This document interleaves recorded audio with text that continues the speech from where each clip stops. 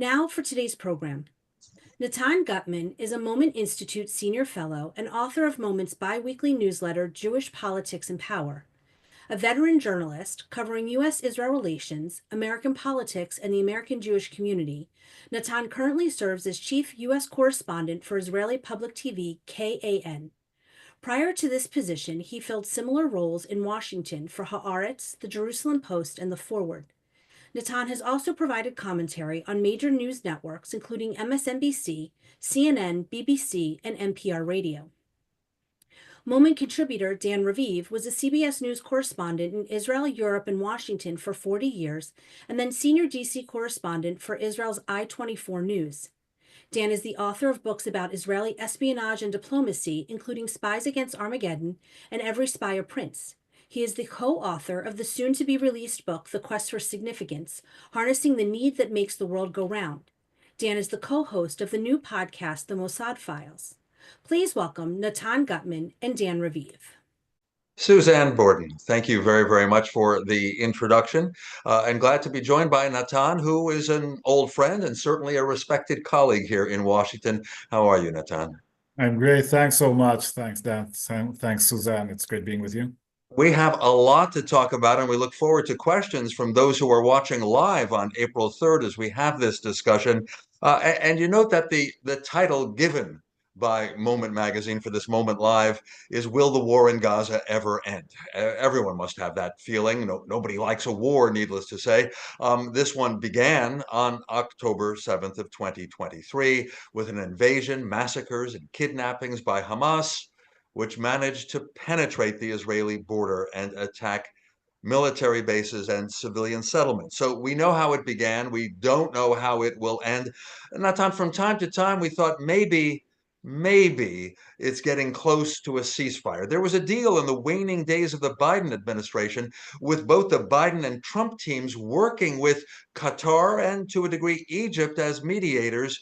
And there was phase one and phase two, and we had a ceasefire until March 18th. There were hostages released. There were many more Palestinian prisoners released by Israel.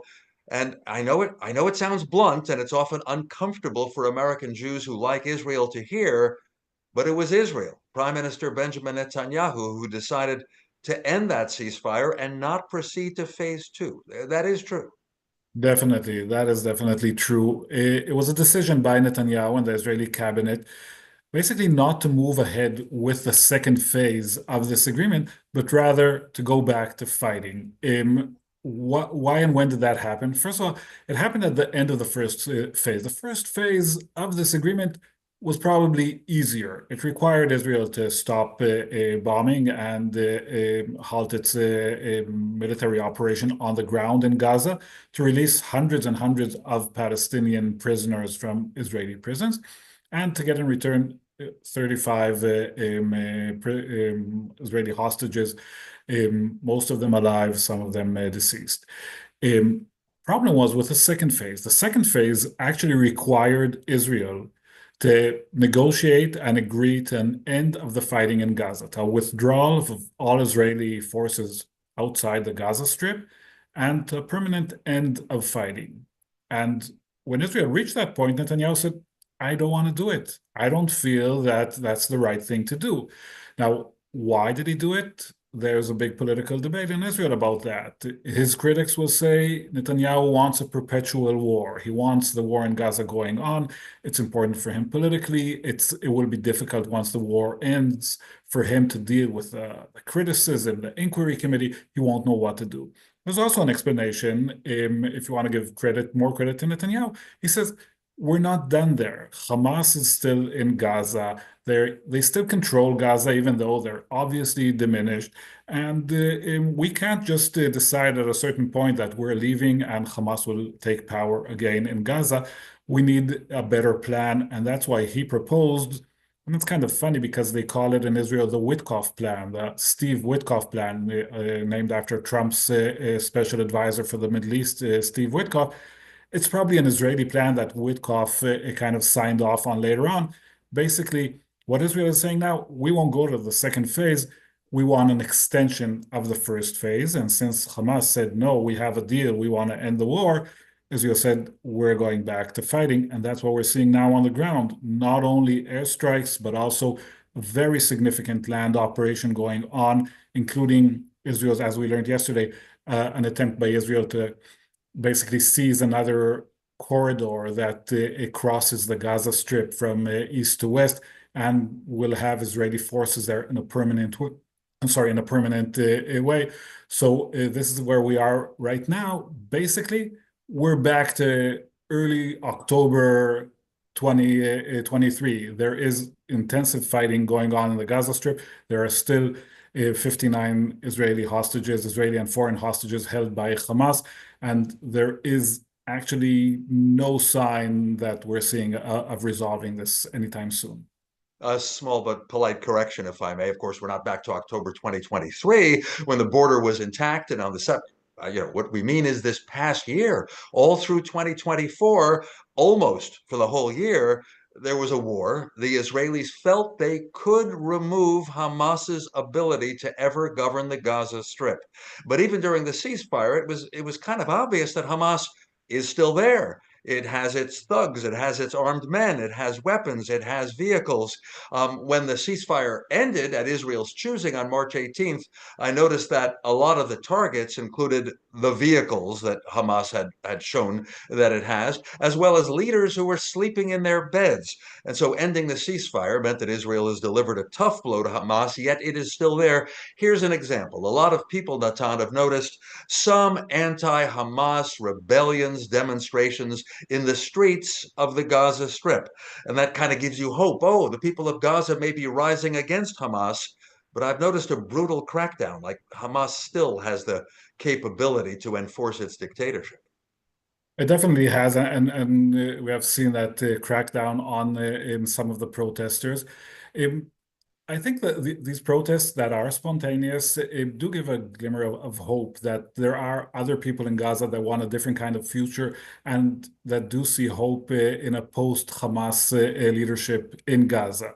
And I think the fact that they dare to come out now is an indication to how diminished Hamas has been following the Israeli military campaign. And we know that, I mean, according to Israel, even tens of thousands of Hamas operatives were killed in this operation. Most of their infrastructure was taken out, their military abilities. We see them trying now once in a while to fire a rocket towards Israel, but it's very sporadic. So, yeah, that is the optimistic side. On the other hand, these spontaneous protests were few and far between. And I think at least that as long as there is no plan for the day after, as they call it, what will Gaza be after, who will rule it, it will be difficult to actually form a kind of a civil opposition to Hamas in the Gaza Strip, because these people come there and say, we don't want Hamas, but what's your future beyond Hamas, and how do you deal with that? All these questions are still open. Right. And we were considering Prime Minister Netanyahu's true motivations. Everything, of course, is between the two ears of Benjamin Netanyahu. We can't be sure. Sure, he has the need to keep his coalition together. He doesn't seem to want a full, certainly not an independent investigation of October 7th. But I think he also wants to seem like he's a wartime leader, that it's great for his image. And he points to a lot of accomplishments, I mean, major ones, against the so-called Iran-led axis of evil, perhaps especially against Hezbollah in Lebanon. Its leaders really have been killed by Israel, and now there is a ceasefire between Lebanon, Hezbollah, and Israel that seems to be holding pretty much since November 18th. And yet Israel is not withdrawn from Lebanese territory, is holding Syrian territory since the downfall of President Assad. So Israeli leaders, including Netanyahu, say we're under pressure. We have a 7-front war. I've lost count, Natan. Can you recite the 7 fronts? Yeah, I think maybe the fact that maybe demonstrates how dire the situation is the fact that I actually had to write down the 7 fronts so I make sure I don't miss any one of them. But when Israel talks about a 7-front war, they're talking about Gaza, first of all, Lebanon, which, as you mentioned, is in a state of kind of ceasefire. Ceasefire is holding pretty much, even though Israel still has minimal presence in Lebanon right now and is still attacking there. Syria, the third front in which Israel has forces on the ground, has this kind of ambiguous relationship with the new leadership of Syria. On the one hand, they're hoping that it will be more pro-Israel and that it will prevent Iran from reestablishing itself in Gaza. On the other hand, they are worried about other things going on there. That would be the third one. The fourth front, obviously, Iran, still the main threat on Israel. We've seen for the first time during this war an actual exchange of fire of missiles between Israel and Iran is still a threat to Israel, both in the immediate sense and with its nuclear program that might be faithful for Israel if it materializes. So that would be the fourth one. The fifth one, Yemen, the Houthis in Yemen. Once there was a ceasefire in Gaza, the ceasefire we spoke about before, the Houthis also stopped their launching their attacks against Israel and against Western and American vessels in the Gulf area. Once Israel decided to stop humanitarian assistance going into Gaza, the Houthis resumed the war, and now the Trump administration is regularly attacking them, but so far, at least unsuccessfully. That would be the fifth one. The sixth one, the West Bank, kind of behind the scenes and without a lot of attention. Israel really is conducting a very massive crackdown on Hamas operations in the West Bank. Probably more brutal and more extensive than we've seen in previous years. But of course, Gaza is getting most of the attention. But there is a lot of active fighting going on in the West Bank and an increase in settler violence at the same time. And the seventh one, which maybe that's where the only place where we have a little bit of good news, is the Iraqi militias. They were pro-Iranian militias based in Iraq that joined the attacks against Israel. They're less active now.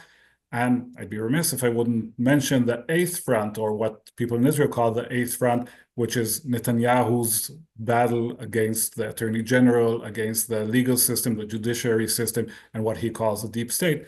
I'm sure we'll get to that later on. Well, I'm sure we should. And Netanyahu, by the way, is trying to show that indeed he's not just a wartime leader, but a statesman. Right now, he's in Hungary visiting Viktor Orban. The president of Hungary is one of the few leaders in Europe willing to accept a visit by Netanyahu because, of course, there is a warrant for the arrest of Netanyahu from the International Criminal Court. Orban of Hungary showed his support to such a degree that he has now pulled Hungary out of the court structure, out of the ICC. So this is image building, incredibly controversial, because every night, and especially Saturday nights, relatives of the hostages, and it's believed 59 are still held by Hamas, fewer than half of them alive, they come out and protest and demonstrate. And of course, they want Netanyahu to make freeing the hostages the top priority. So not only did he decide to go back to war in Gaza, claiming that could may force Hamas to release more hostages. But in addition, the Netanyahus have time to go off and have fine dinners in Budapest. Yet another controversy. But it leads me to ask you this, Natan. What's your perception about Bibi Netanyahu's popularity with the judicial reform controversies early in 2023? And then the humiliating intelligence and military failure of October 7th that year, and then some military victories since then. Is he popular? Would he win an election now? What do we know? I mean, according to public opinion polls, he will not win the elections now. We need to keep in mind that Israel has a parliamentary system which is based on a coalition. So obviously he doesn't have to win a majority of the votes, but he has to be able to form a coalition. But consistently, we've seen this past year and a half that there is no scenario in which Netanyahu can resurrect his coalition. If he goes now to elections, he won't be prime minister anymore. He cannot rebuild this right-wing coalition that he has now. The Likud is weakened, and he is weakened personally when Israelis are asked, who do you think is fit for prime minister? He doesn't come in first.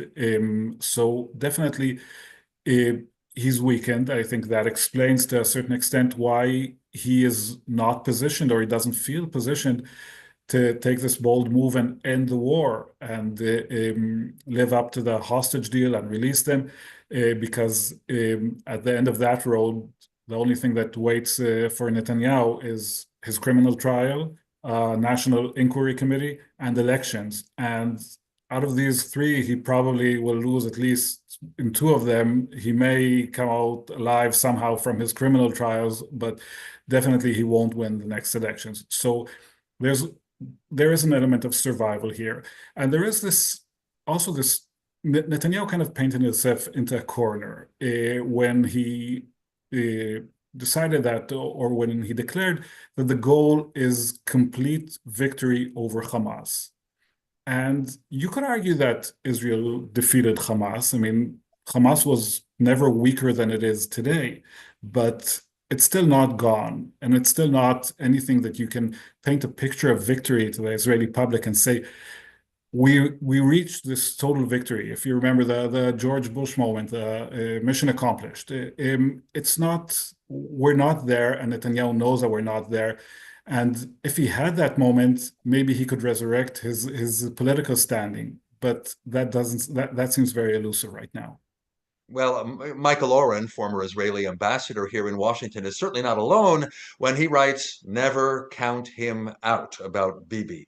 He still has the talents to speak clearly, to speak strongly, and somehow to think about the angles that'll work Trump-like, perhaps, in a national election campaign, which we're likely to see only next year. An election must be called by October of 2026. And like you, I bet that Bibi will wait as long as he can, try to build up some popularity, wanting to look victorious. However, there is the whiff of scandal, right? The slowest moving corruption trial you've ever heard of does continue. Bibi Netanyahu is on trial for fraud, breach of duty, bribery in a sense. And now we have something new. Qatar Gate. Everyone in Israel who watches the news, Qatar Gate, the Arab country of Qatar, was slipping money into the pockets of Israeli officials. Now, we knew for years that Netanyahu had allowed Qatar to send money to Hamas in the Gaza Strip, supposedly to keep them peaceful, to help pay bureaucratic salaries. But obviously, that money was diverted into what Israel now calls terror tunnels to military uses by Hamas. Obviously a mistake. Netanyahu letting the Qatari government send all that money to Hamas. And now, in the past few weeks, it's been learned that at least two close advisors to Netanyahu were themselves receiving money from an intermediary, from an American who is apparently an agent on behalf of Qatari interests. So this is Qatargate. Netanyahu saying it's a witch hunt. Yes, he talks about it in a Trumpy way. And Netanyahu says his men did nothing wrong and had no access to secrets, but still, this could be a big deal. I mean, we don't know what could possibly bring down Netanyahu, but Qatargate, right? Even on your channel, Con 11, it's a big topic every morning, noon, and night. It's a huge story, and I think it should be on the top of our minds, even though it's a little bit complicated to follow. Just for those of our viewers who aren't that immersed in Israeli news, basically, as you said, two close advisors of the prime minister in his communications team. And we should say that these are people who have direct access to the prime minister, are very close to him. They sit with him all day. They fly with him on the Israeli version of Air Force One. Apparently, they had a side gig of doing PR for the Qatari government, with the intermediator being Jay Futlik, who is a registered lobbyist for Qatar in the United States, and there's nothing wrong with that. That is perfectly legit. You can look at this issue on two levels. First of all, on the basic level, obviously, and that's why they're under investigation and they were arrested by police, these two advisors. they shouldn't be. The Israeli law prohibits this type of ties with a foreign hostile government. It's really unclear if Qatar is defined as an enemy state, which it is not, but it is a hostile government. Israel doesn't have diplomatic ties with it, even though it is in touch with it all the time. And the fact that they're doing so while they are in a public, they're public servants. They're serving the public in the prime minister's office. So that is the case in itself. But how does it relate to Netanyahu himself? Netanyahu says, of course, I knew nothing about it. First of all, raises the question of why don't you know that people so close to you are getting money from an adversary of Israel? That should be a big deal, and you should know what's going on in your office.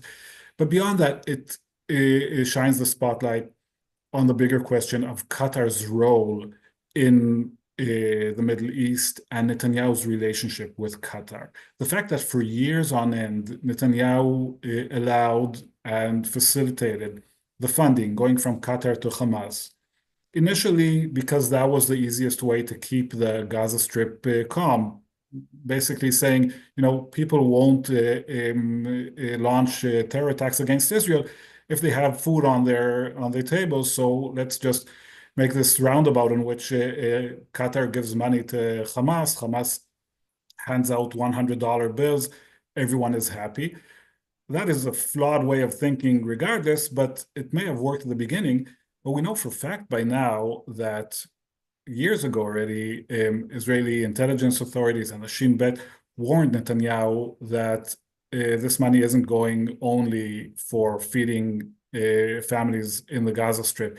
It is being used by Hamas also to build its military power. And even then it continued. So you got to ask yourself, what type of relationship is going on here between Netanyahu and Qatar? Does he just believe that they are a useful conduit for these kinds of operations and a helpful voice in the negotiations over the release of the hostages, which they were. They were actually very helpful in many of these stages.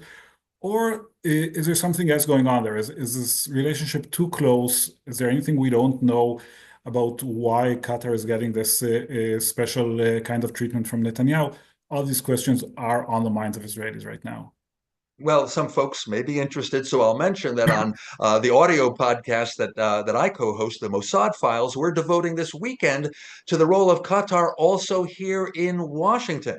It's been known for years that Qatar donates a lot of money to American universities and their Middle East studies programs. And in Doha, Qatar, I have seen, in effect, remote campuses of some American institutions, including the Brookings Institution. And so Qatar's trying to be involved with all that, pouring money also into Washington and apparently influencing think tanks and politicians.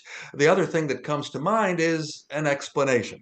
Qatar is generally put by experts in the category of the Muslim Brotherhood movements. Egypt, its current government, cannot stand the Muslim Brotherhood. Hamas is also in the MB group, if you will. And so it's Qatar versus Egypt. Why would Qatar pour PR money into Israel? To make Egypt look bad, hoping that all the messaging will show Qatar as the best Arab country in the region, even though Qatar is not making peace with Israel. Oh, this is a very complex story and fascinating, as you say, because it is filled largely with unknowns. And it's not the only whiff of scandal surrounding Netanyahu, right? We mentioned his ongoing trial, but we also have the following question. Why did Netanyahu decide in the past month to fire the head of Shin Bet? You mentioned that domestic security agency, kind of a blend of the FBI and the Secret Service. So his name is Ronen Bar, and for 3.5 years he's been head of Shin Bet. He's a veteran domestic security and intelligence man. Netanyahu wants to get rid of him just for being disloyal. Well, blame him for October 7th. What Netanyahu is doing, and suggest that he's not been loyal enough. So Barr issued a statement. You want to fire me? It's clear that all you want, Mr. Prime Minister, is for all of your employees to be loyal to you. And that controversy continues, even as Barr is trying to fight his firing in court. And then Netanyahu decided to hire someone else, a former head of the Navy, not even an intelligence man, just the other day.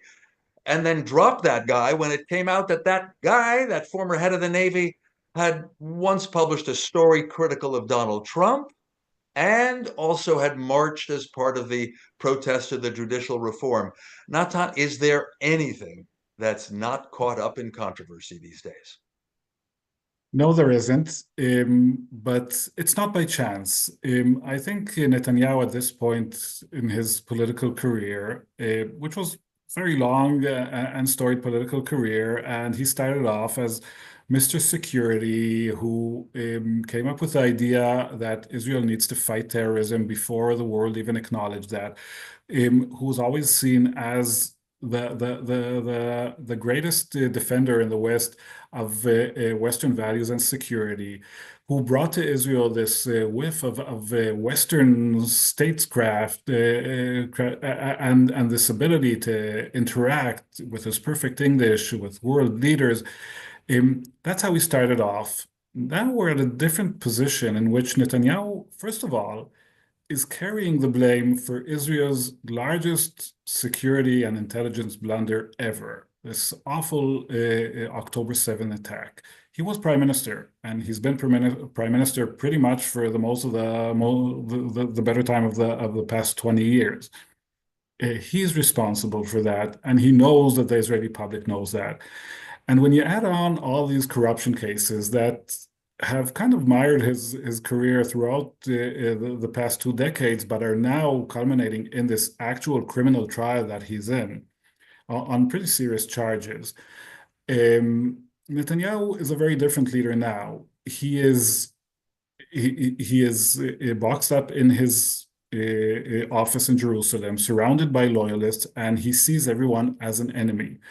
And that, in a sense, is the reason that he went after Ronen Bar, who, as you mentioned, Bibi would love to have the Shin Bet, the security service what Bar was in charge of. He would love to have them take all the blame for October 7th, them and the military. The chief of staff of the military who just resigned and was replaced this past month.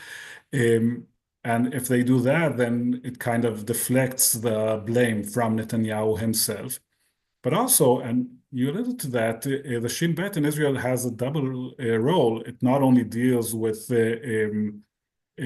subversive actions within the country of Israeli military, Israel's enemies, and that's why it was in charge of Gaza and Hamas and the West Bank, but it also deals in a similar way to the FBI with internal corruption in Israel. And Ronen Bar is the one who launched the investigation into Qatargate and will see it through. And that is the reason Netanyahu is going after him, and not only after him, also after the Attorney General, Gali Baharav Miara, who he believes and his cabinet members believe that she is also part of this deep state, quote unquote, and that she's out to get him, and that she's some kind of a remnant of a different government or an opposition that's out there only to implicate Netanyahu in whatever she can find.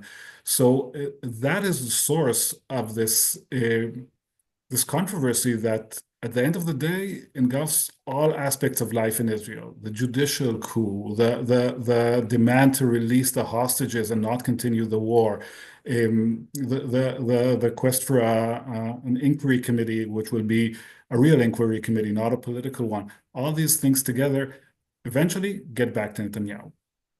Well, there seems to be, therefore, a whole set of parallels between Bibi Netanyahu's Israel in terms of the political system and how leaders get along with the media and the so-called deep state. And I understand that's the phrase even in Hebrew reports, not ha-midina ha-amuka, or is that right? Ha-deep state and fake news, right? These phrases from Trump's America are now in Israel.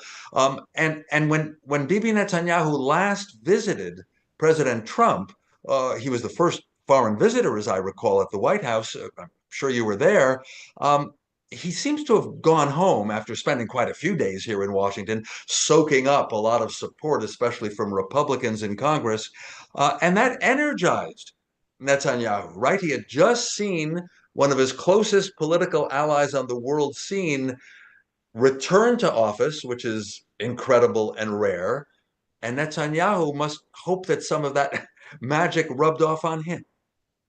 I'm sure he does. And he's not only energized by it, he's inspired by it, but he also feels that it gives him a sense of legitimacy. It legitimizes whatever he is doing. Because if Donald Trump can do it in America on a large scale, why can't Bibi Netanyahu do it in Israel on a smaller scale? If Donald Trump can go into the DOJ and fire prosecutors he doesn't like and appoint people that he does, why can't Netanyahu fire his own attorney general? It's exactly the same. He's doing what the greatest democracy in the world is doing. And that gives him this kind of legitimacy and also this kind of justification when he comes to the Israeli people and say, like, you think I'm extreme, you think I'm somehow anti-democratic. I'm not. Look, I'm not doing anything different than Donald Trump is doing. So you think America is not a democracy? It definitely helps him with that. And it inspires him, this whole idea. You mentioned the deep state. As you said, there's not even a term in Hebrew for deep state. It's an argument that never existed in Israel. And of course, it's especially ridiculous when someone who is 2 decades in power and appointed everyone there will claim that there still is some kind of a deep state that goes back to Ben Gurion or to Rabin or I don't know who. So, but this is an idea that he got from Donald Trump, and he feels that it will be useful in making the argument to Israeli people. And also, I think maybe when we started this conversation, you mentioned that Netanyahu is right now in Hungary visiting Viktor Orban. That also kind of resonates with a lot of the Trumpism that we see in terms of foreign policy. This idea that Israel is a bastion of the West, that Israel is a Western valued country in the Middle East and others aren't, no longer exists. And I think to a great extent because of Donald Trump. Donald Trump himself, like, threw away that notion when he decided that Zelensky is the bad guy and Putin is the good guy in the Russian-Ukraine war. The same way, Netanyahu can come now and say, Viktor Orban is my friend, and the French and the British are our enemies. That he couldn't have done that if he wouldn't be hearing similar things from Washington. And just to be clear, I don't think Bibi Netanyahu has quite given up on Paris and London to that degree. He'd like to maintain whatever but he friendship he can't can. visit there because there's an international arrest warrant against him. Right? Those countries indicate they would arrest him. Well, no friends would do that. Got you there. Now, this is very important that the Trump administration sends out different signals than the Biden administration did, especially after October 7th, right? President Biden waved his finger. He visited Israel shortly after the massacres of October 7th, but he warned the Israelis not to go too far. Don't make the mistakes America made in the Middle East. Trump, on the other hand, in general, not with 100% stability and credibility, but still, in general, he says that's up to Bibi. That's up to Israel. He's given the green light. He's okay just about every weapon system that the Israelis want. Some of them had been held up by Biden. And so that's important tactically, strategically. Even the Army, the IDF feels that it is getting more U.S. backing. Definitely. I think there's a little bit this claim about Biden withholding weapons from Israel has been hyped by Trump and by Netanyahu. What we know for a fact is that he withheld one major shipment of 2,000-pound bombs. Congress put a hold on a shipment of light weapons, of machine guns that was intended to Israel because Israel couldn't provide assurances that it won't reach the hands of extremist settlers in the West Bank. And that in general, and the heavy D9 tractors, which are used to demolish homes, these were basically the only weapon systems out of a $14 billion aid package that Biden provided Netanyahu with. But yes, the Biden administration, and frankly, every previous administration always told Israel, listen, we have your back, but you have to play by the rules. Now, none of them really made sure that Israel plays by the rule, and neither did Biden, because if he wanted to, he would have ways of enforcing it. But Donald Trump has a totally different approach. He has said on record, and his aides and his envoys have said the same. Like, it's up to Israel to decide. We'll give you the weapons. Do whatever you want. It's your war, not ours. Actually, that's a quote from Trump. It's Israel's war, which Netanyahu sees as a green light, and so far that's working. Um, I would say also it is a green light, but it also shows a lack of interest to the extent that could mean trouble down the road, because Israel wants and needs the United States involved right now. You can't conduct a seven-front war on your own. You need American assistance. And you want America not only to say, do whatever you want, we'll give you whatever you need, but also to be actively involved. And I doubt that will happen right now. But yes, there is a change in tone. And this change in tone also has to do with a hostage deal. We talked about Israel deciding to end the hostage deal and return to fighting. This is a U.S. brokered deal, a Trump administration brokered deal. And so there was no attempt to force Netanyahu to live up to the deal. Basically, once he decided that it's over and we're going back to war, America said, we support Israel. They'll do whatever they want. The same with bombings in Lebanon during the ceasefire. So yeah, there's definitely a green light from the Trump administration so far to Netanyahu, like saying, do whatever you want. Now, there is an element in the Trump administration here of really wanting to get especially the U.S. citizens released. One man is alive, Idan Alexander, and the Americans are focused on him. And the president's friend, now special mediator envoy on both Middle East and hostage and Ukraine issues, his hands are full, I suppose. Witkoff is not experienced at these things. He's a real estate guy, and therefore thinks he can cut deals. So he went and spent time with the Qataris, and he even had his deputy, Adam Boehler, an American, meet in person with Hamas, meet with a terrorist group in Doha, Qatar. And for a while, Boehler and Witkoff were suggesting, they don't have horns on their head. They are human beings. Boehler even said, maybe I would say they are nice guys. Well, since then, I think the U.S. pulled back from that. They're letting the Israelis do their thing. That's what I think is going on. I want to be sure to talk about Trump's view about Iran and the nuclear program. But is there anything you want to add about Steve Witkoff and Adam Boehler, or shall we go Just, nuclear? just one quick comment. Because of the way it was structured in the administration, and because the U.S. law actually prohibits contacts with Hamas, which is a registered terror organization, is recognized as a terrorist organization in the United States, government officials are not allowed to communicate with them, except for the person holding the role of special envoy for hostage issues, which is what Adam Boehler was. And that's why he had this carve out there that allowed him to negotiate with Hamas. Then, first of all, nothing came out of these negotiations. And once he talked about it and tried to justify the move, there was so much pushback from Israel and from Republicans in Congress that he became the scapegoat and was technically even kicked out. He is still advising on the issue, but he no longer has that position. Now, let's talk about Iran and its nuclear program. That country denies it's working on a nuclear weapon. Once in a while, the media from Iran remind us that the top Ayatollah issued a fatwa, right, a command that nuclear weapons are banned under Islamic beliefs. Iran would not even want a nuclear bomb. They only want nuclear power for peaceful purposes.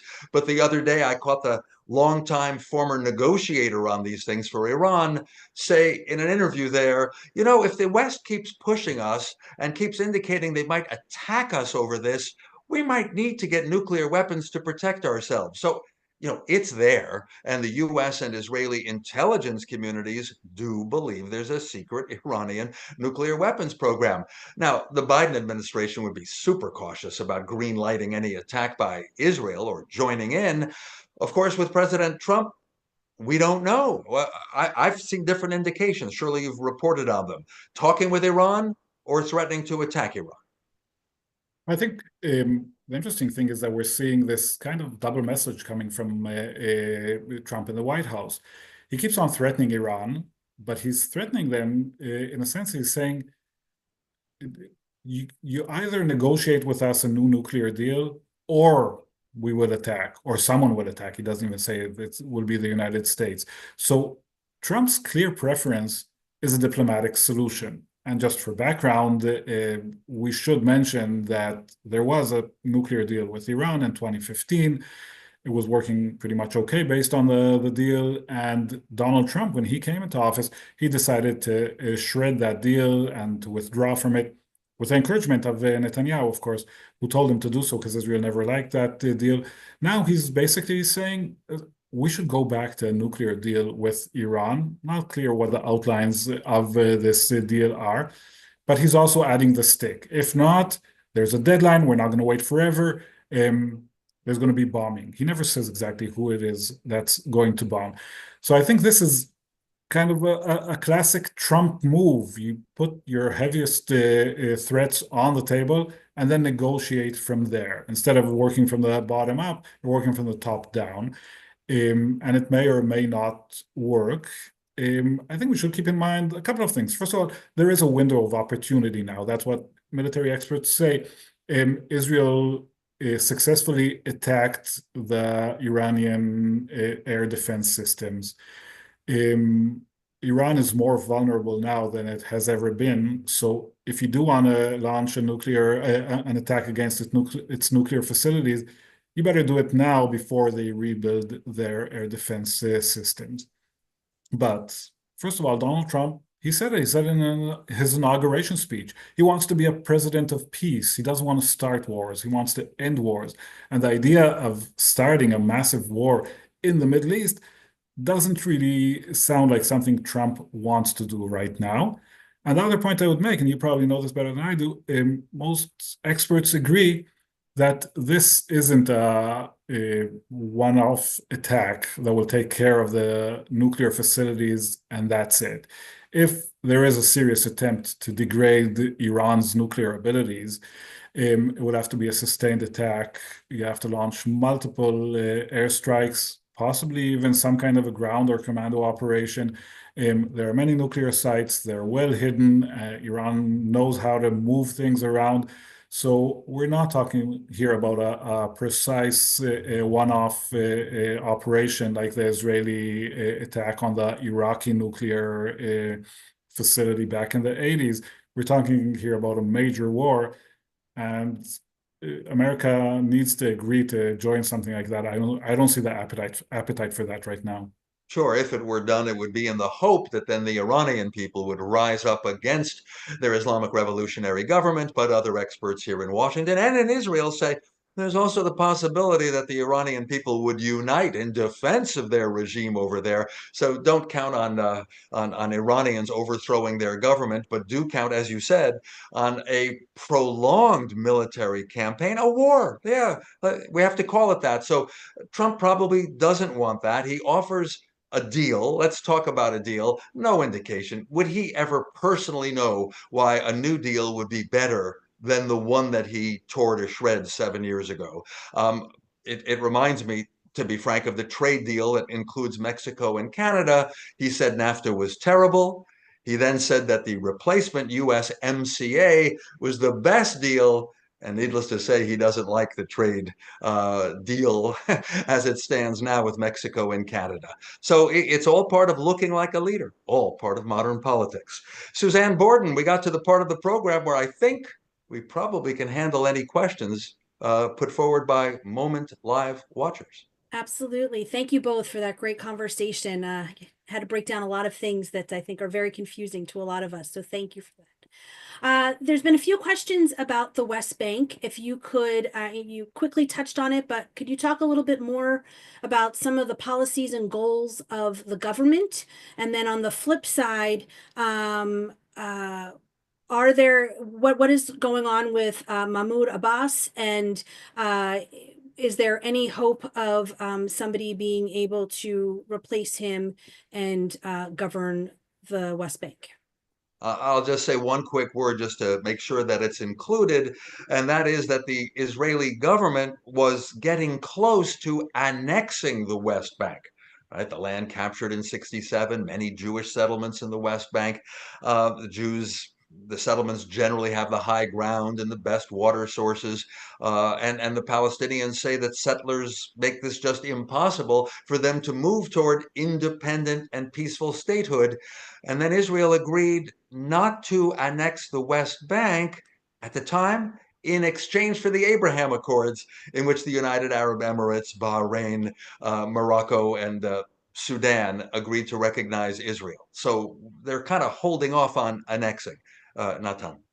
Right, they are for now, even though the right wing in Netanyahu's coalition really believes that Trump is their best hope for annexation, and that they could get him to stand behind that move, which is right now not on the table. But in the West Bank, going back to the question, two things are going on. First of all, Israel, of course, after October 7th, its greatest concern was that Hamas's plan of igniting total war against Israel on all fronts in the Middle East will actually come true, both by Hezbollah in Lebanon, by other actors, and by Palestinians in the West Bank. The West Bank is controlled by Fatah, not by Hamas, but Hamas does have their, of course, significant presence. So Israel, kind of in a preemptive way, or just seeing the benefit of the fact that world attention is on Gaza and Lebanon right now, Israel did take some tough measures, especially in Jenin, but in other strongholds of Hamas in the West Bank, to try to go after their terrorists there in a way that we hadn't seen before. At the same time, there's the question about what is Fatah's role? What is the Palestinian Authority's role? Can Abbas be the leader that will take over not only his control of the West Bank, but also of a future Gaza? Israel doesn't want that. And frankly, most of the people in the world agree that the Palestinian Authority isn't in a position right now to do that, and that Abbas is too weak and doesn't enjoy enough popular support to actually take on this huge undertaking of rebuilding Gaza and controlling the Gaza Strip. So that's a difficult position. Abbas is pretty old and not that popular. Can you see elections in the West Bank? It's not clear. Are there any candidates to replace him? There are, but no one who really stands out right now, except for Barghouti, who is in an Israeli prison, and Israel said that it will not release him. So I'd say that there is also a leadership crisis on the Palestinian side. And I think the previous US administration was more inclined to kind of beef up the Fatah leadership in the West Bank and to try to support them. This current administration, less so. So I don't see that moving forward in any way. And just briefly now, Tom, because you were covering in 2017, right, the first full year of the new first Trump administration, right? And he had that famous first foreign trip to Saudi Arabia, but he went to Israel and the West Bank. He met with Mahmoud Abbas in Bethlehem, and Abbas made it here to the White House. And the word from Trump people is, we gave him a chance. We just feel he's a loser. He's not accomplishing anything. Yeah, no, definitely. There was a very short honeymoon between Trump and Abbas, but it never materialized. And at a very early point in the Trump administration, they decided to turn their back on them. They shut down the PLO office in Washington, among other things, and stopped ties to them. I just wanted to add one little update, since I'm multitasking here. President Trump just told reporters on his plane, Israeli Prime Minister Benjamin Netanyahu is going to be coming to the country, to the United States, sometime not so distant, in the not so distant future, maybe next week. So maybe that's some news. So actually, somebody just asked, what are your thoughts on the administration announcing higher tariffs on Israel than on Iran? I know that Israelis were surprised by that. I know that they didn't expect it. There was this this preemptive attempt by the Israeli finance ministry for a last-minute reduction of tariffs on American goods. It didn't help. They still got slapped with 17% tariffs. Israelis don't like that. They're concerned about it. Israel, like most other countries in the world, has sells more exports more to the United States than it imports from the United States, and Trump doesn't like that. It's probably not a move directed against Israel, but just because the step was so broad and included everyone, Israel just fell into this category as well. I think that this is one of these things that, as we said about Donald Trump, he starts with a maximal point and then he negotiates down. Maybe Netanyahu, if he actually shows up here next week or sometime in the future, will leave with an agreement in which Trump says, hey, you know what? We decided to waive the 17% from Israeli goods. Or cut it to the 10% being imposed on all foreign goods from all countries, including, of course, uninhabited islands in Antarctica. I'm sure all of you viewers are aware of that one. But if I can just add, Israel, of course, is exporting what to the U.S.? Mostly services, software. I'm not sure whether the tariffs will really hit those products. Natan? Diamonds are also the number one export to the United States, and hardware. Israel, of course, has a huge tech industry, but most of it is startup based, so it doesn't really export goods to the United States. It's more about business. But yeah, there is it. And Israel purchases, of course, from the United States military equipment worth billions of dollars a year, but that is funded by, most of it is funded by US dollars. Two countries that are not part of the seven groups of multi-war front that you talked about before are Egypt and Jordan. Where do they stand with everything right now? Well, they have kept their peace treaties. I'm so old, I covered Sadat and Begin and the breakthrough with Egypt and the peace treaty of 1979 and the full Sinai being given back to Egypt and Egypt refusing to take the Gaza Strip. Yes, I do think Menachem Begin would have given the Gaza Strip away, but Egypt didn't want it. So you had Palestinian autonomy and lots of developments that didn't work. And I also was at the signing of the Jordan-Israel peace treaty in 1994. Ah, those were happy days, but at least the peace treaties are holding that time. Yes, they are. They're holding. I think Jordan and Egypt are in different positions right now. Egypt, as Dan mentioned, they have their own internal issues. It's important for Sisi to keep the Muslim Brotherhood opposition somehow to make sure that they don't. Controllable. Yeah, exactly. And they are playing an active role in the mediation between Israel and Hamas for a hostage release deal, while in general trying also to maintain a positive relationship with the United States, of course, which still provides them with billions of dollars of military and civilian aid every year. Jordan in a more critical position. Jordan, of course, has a majority of Palestinians living in Jordan. It is more susceptible to any kind of unrest, and therefore it cares, I think, or is more disturbed by what's going on. I think an interesting moment was when Trump came up with the idea of the Gaza Riviera. We all remember that, this forced displacement of 2 million Palestinians from their homes in Gaza. And he expected Jordan and Egypt to open their arms and accept these Palestinian refugees from Gaza. And there was a very contentious meeting between King Abdallah and President Trump in the White House, in which he basically said no.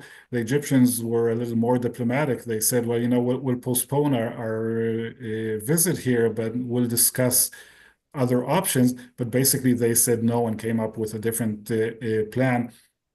So there is also this element of tension between the United States and these two countries. Thank you. Mike Huckabee, who is very well known as an evangelical Christian, is on his way to being confirmed as ambassador to Israel.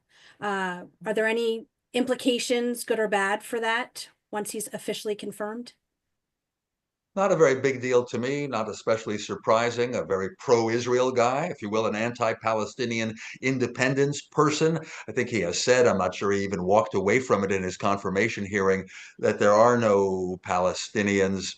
But all that really matters in the relationship between these two very close allies, the huge US and tiny Israel, all that matters are the two leaders. I agree with Dan on that. Huckabee doesn't support a two-state solution. I don't think the U.S. policy even backs a two-state solution anymore, so that doesn't really matter. He's very pro-settler. He was involved in all kind of settler movements as an evangelical Christian.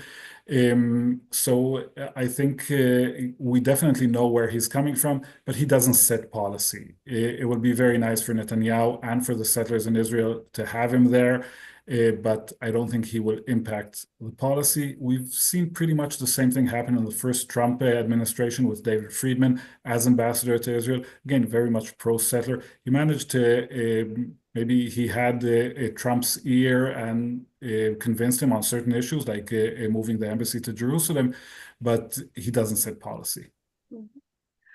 Several people have asked about how can American Jews support Israel, especially at a time, and what any suggestions or blanking on the word at the moment. I'm sorry. A lot of American Jews who are liberal consider themselves Zionists, but are really very upset about what's going on in Gaza and the killings of the innocent people there. What advice, that was the word, what advice can you give to them? How can they, as American Jews, continue to support Israel? I might leave the bulk of that to Natan, but I do want to mention the word and the notion of anti-Semitism because we didn't get to mention it, didn't have to mention it, because again, anti-Semitism, anti-Zionism, you hate Israel, you hate Jews. Is it all in one basket? I'm kind of concluding with the upsurge in hate against Jews and against Israelis, and the kind of marches and protests in London and Canada and campuses in so many countries that it is all a blend. And so these people, these protesters, don't even know they're anti-Semitic. So if you're supporting Israel or you're not fully, but you know you're Jewish, I know these are confusing times. Thoughts, Natan? I think there's more than one Israel that you can back if you're an American Zionist Jew. And I don't think you should fall into this position in which you believe that backing Israel means supporting everything the Netanyahu government does. Sure, keep on supporting Israel or the idea, the Zionist idea of a Jewish homeland in its historic country. But at the same time, you can call out Israeli policies in the Gaza Strip if you think that they are excessive, as many people think. You can call out the Netanyahu government for its policies. And definitely, as American Jews, I think you can listen to the Israeli people. There's a clear majority of Israelis who demand an end to the war right now and an immediate release of all the hostages. It's not only the hundreds of thousands that go out to the streets every weekend, it comes up in every poll, and we're hearing it clearly from the hostages themselves. Amit Susana, the released hostages, was here in Washington. She is here in Washington this week. Got to spend some time with her yesterday. She, like all the other released hostages, have a very clear message that they want American Jews to listen to as well. They're saying, listen to us. We have to end the war now and we have to release the hostages right now. And if American Jews support that, it doesn't mean that they're against Israel. It means that they disagree with the Netanyahu government, just as the majority of Israelis do. Thank you. And as we wrap up, we kind of circle back to the beginning. Will this war ever end? And is there anything positive or a glimmer of hope? We seem to lots of times lately be ending these programs not feeling very optimistic. Yeah.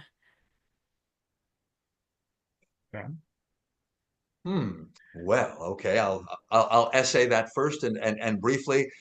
Yeah, my gut feeling is wars end. The Vietnam War ended. Seemingly endless wars do reach some sort of end where there's diminishing value for one side, the other, or both, or outsiders impose a solution. We're not there yet.